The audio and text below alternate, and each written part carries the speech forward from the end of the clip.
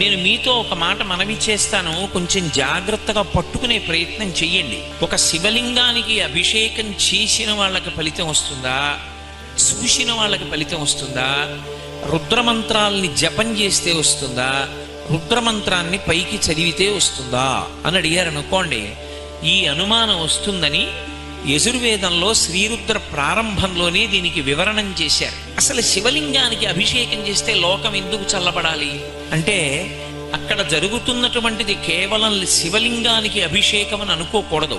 శివలింగానికి ఒక లక్షణం, అది 5 వైపులకి చూస్తుంది. కరచరణాదులతో ఒక మూర్తి ఉందనుకోండి, కాళ్ళు చేతులతో, అది వెనక్కి చూస్తుందని చెప్పకూడదు, తప్పు. ఎందుచేతనంటే వెనక్కి కళ్ళు పెట్టరు, వెనక నుంచి పూజ ఉండదు. కరచరణాదులతో ఉన్నటువంటి మూర్తి ఉన్న దేవాలయంలోకి వెళ్ళి వెనక కూర్చుని పూజ చెయ్యకూడదు, అది నిషిద్ధం శాస్త్రంలో. నేను ఏదో బాలాత్రిపుర సుందరి అమ్మవారి దేవాలయానికి వెళ్ళి అమ్మవారి పక్కన కూర్చుని కుంకుమార్చన చెయ్యాలి తప్ప అభిముఖంగా కూర్చుని పూజ చేసేటటువంటి అధికారం అసలు దేవాలయంలో పక్కన పెట్టండి, ఇంట్లో కూడా లేదు. ఇంట్లో కూడా మీ పూజా మందిరానికి అభిముఖంగా కూర్చుని మీరు పూజ చేస్తే కొత్తగా ఫలితం వచ్చే మాట దేవుడెరుగు, కానీ మీకున్నటువంటి తేజస్సుని హరించేస్తాడు ఈశ్వరుడు. కారణం ఏమి అంటే, నేను విశేషమైన తేజోవంతమైన దీపం వంక అలా చూశాను అనుకోండి, నా కంటికి చూసే శక్తి సన్నగిల్లుతుంది, కాసేపు చీకటిగా ఉంటుంది. ఎందుకంటే దాని శక్తి ముందు నా కంటి శక్తి చాలదు, ఈ వెలుతురు ఆ వెలుతురు ముందు నిలబడలేదు. అలాగే మన తేజస్సు ఈశ్వర తేజస్సు ముందు నిలబడదు.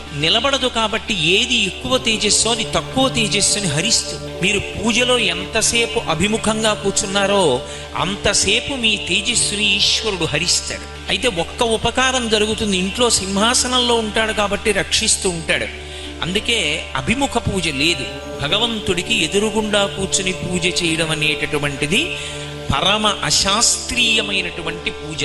అసలు అటువంటి పూజ చేయకూడదు, ఎక్కడా జరగకూడదు. దేవాలయంలో కూడా అర్చన చేసేటప్పుడు ఒక పక్కకి కూర్చుని అర్చన చేస్తారు, దక్షిణ దిక్కుని చూడకుండా. దక్షిణ దిక్కుకి చూడకుండా చెయ్యాలి పూజ. చేసే నమస్కారం దక్షిణానికి వెళ్ళకూడదు. ఒక్క సంధ్యావందనం చేసినప్పుడు దిగ్దేవతారంలో తప్ప ఇతర కార్యముల యందు దక్షిణ దిక్కుకి నమస్కారం లేదు. అందుకే మహాత్ములు శరీరం విడిచిపెట్టినప్పుడు వాళ్ళ యొక్క సమాధి మీద శివలింగం ఉంచితే అధిష్టానం అంటారు, తులసి చెట్టు ఉంచితే బృందావనం అంటారు. అధిష్టానానికి కానీ బృందావనానికి కానీ వెళ్ళి నమస్కారం చేసినప్పుడు దక్షిణ దిక్కెటు అని అడిగి నమస్కారం చెయ్యాలి. మన ఇష్టం వచ్చినట్లు నమస్కారం చేస్తే అది యమధర్మరాజు గారికి ఎడుతుంది. ఆయన దక్షిణ దిక్కుకు అధిపతి, ఆయన ప్రీతి చెందాడనుకోండి, ఆయన ఇవ్వవలసిన అనుగ్రహం ఆయన ఇస్తాడు. అది మనకి ఆమోదయోగ్యం కాదు. కాబట్టి అంటే ఏమంటే మరి ఎప్పటికీ చచ్చిపోకూడదా అంటే, త్రయంబకం యజామహే సుగంధిం పుష్టివర్ధనం ఉర్వారుకమివ బంధనాన్ మృత్యోర్ముక్షీయమామృతాత్. ఈ శరీరము ఋతుమంతము కావాలి అంటే దీనిలో ఉండి ధర్మానుష్ఠానం చేసి భక్తితో జీవించి భక్తితో కూడినటువంటి కర్మాచరణము వలన ఈశ్వరుని యొక్క అనుగ్రహంగా జ్ఞానాన్ని పొంది ఆ జ్ఞానము వలన ఈ శరీరము నేను కాదు ఆత్మ అనేటటువంటి అనుభవంలోకి వచ్చి తాను ఆత్మగా ఉండి శరీరం పడిపోతున్నప్పుడు ఏ విధమైనటువంటి ఉద్వేగం లేకుండా సాక్షిగా చూస్తూ శరీరాన్ని విడిచిపెట్టాలి. అది ఎలా విడిచిపెట్టాలి అంటే, ముచిక నుంచి చాలా తొందరగా తనంత తాను విడిపోయే పండు ఈ లోకం మొత్తం మీద ఒక్కటే, దోసపండు ఒకటే విడుతుంది. అలా దోసపండు నేల మీదే కాస్తుంది. దోసపండుని పందిరెక్కించరు, దోసపాదు నేల మీదే పాకుతుంది. దోసకాయ పెద్దదైపోయి రంగు మారిపోయి పచ్చగా అయిపోతుంది.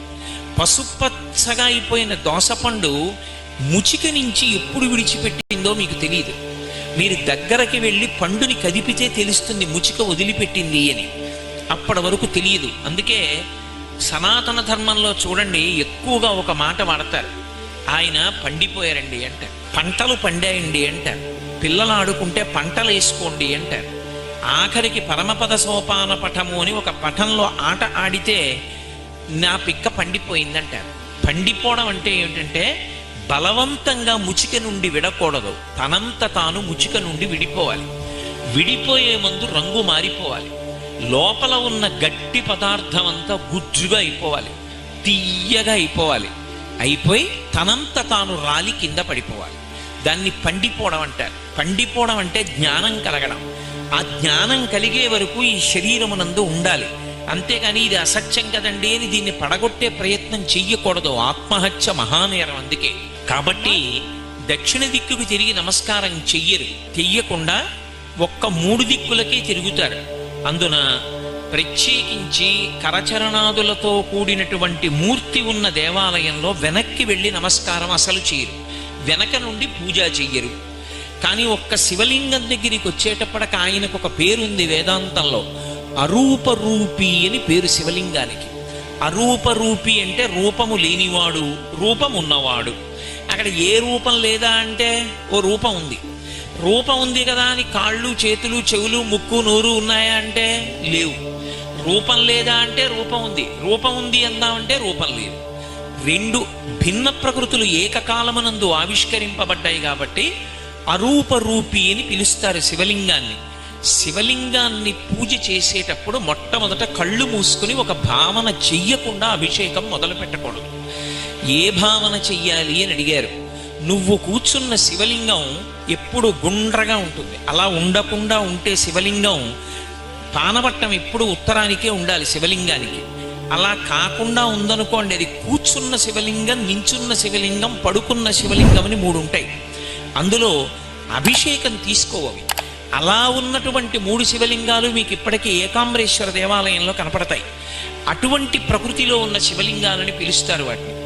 సాధారణంగా మనం అభిషేకం చేసేటటువంటి శివలింగం మనం ఎదురుగుండా వెళ్ళి కూర్చున్నప్పుడు అభిషేకం చేసేటప్పుడు ఒక భావనతో మొదలు పెట్టాలి. గుండ్రంగా ఉంటుంది శివలింగం. ఇప్పుడు ఆ గుండ్రంగా ఉన్న శివలింగం పెరగడం మొదలుపెట్టింది అనుకోండి. ఇంత శివలింగం ఉంది, పెరిగింది, ఇంత అయింది, ఇంకా పెరిగింది, ఇంత అయింది. నేను ఇలా తిప్పడం మొదలెట్టాను అనుకోండి, పెరిగిందని. ఎంత పెరుగుతుంది? బ్రహ్మాండాలన్నీ చుట్టేస్తుంది. ఇప్పుడు నేను ఎక్కడున్నాను? శివలింగంలో ఉన్నాను. శివలింగంలో లేనిది ఏదైనా ఉందా? ఇప్పుడు శివలింగంలోకి రాలేదు అన్నది ఏదైనా ఉంటుందా? ఉండదు. మరి అభిముఖంగా కూర్చుని పూజ చేయకూడదు అని నేను అన్నాను. ఇందాక అభిషేకం చేసేటప్పుడు అటు కూర్చున్నారు, ఇటు కూర్చున్నారు, ఇటు కూర్చున్నారు, ఇటు కూర్చున్నారు. మరి ఎటు చూస్తున్నట్లు శివలింగం? అభిముఖం అంటే ఎటు చూస్తోందో దానికి ఎదురు మనం చూడకూడదు అని. ఏదో అమ్మవారి దేవాలయానికి వెళ్ళాను అనుకోండి, అమ్మవారు ఎటు చూస్తోందో తెలుస్తుంది, ఆవిడికి ఎదురుగుండా కూర్చోకూడదు. శివలింగం ఎటు చూస్తోంది? శివలింగం 5 దిక్కులు చూస్తుంది. అందుకే సజ్జోజాత అఘోర తత్పురుష వామదేవ ఈశానములని 5 ముఖాలు. 5 ముఖాలతో చూస్తాడు. తూర్పుకి చూసే ముఖం తత్పురుష ముఖం, దక్షిణాన్ని చూసేటటువంటి ముఖం అఘోర ముఖం, పశ్చిమాన్ని చూసేటటువంటి ముఖం సజ్జోజాత ముఖం, ఉత్తరాన్ని చూసే ముఖం వామదేవ ముఖం, పైకి చూసేటటువంటి ముఖం ఈశాన ముఖం. అందుకే శివలింగానికి అభిషేకం చేసే ముందు ఈ 5 ముఖాల్ని ముందు ప్రార్థన చేస్తారు మనసులో మౌనంగా. ప్రార్థన చేస్తే ఇప్పుడు మీరు శివలింగానికి ఎదురుగుండా కూర్చోకూడదని నేను అన్నాను అనుకోండి, మీరు ఎలా కూర్చోవాలి? అసలు కూర్చోడానికి అవకాశం లేదు.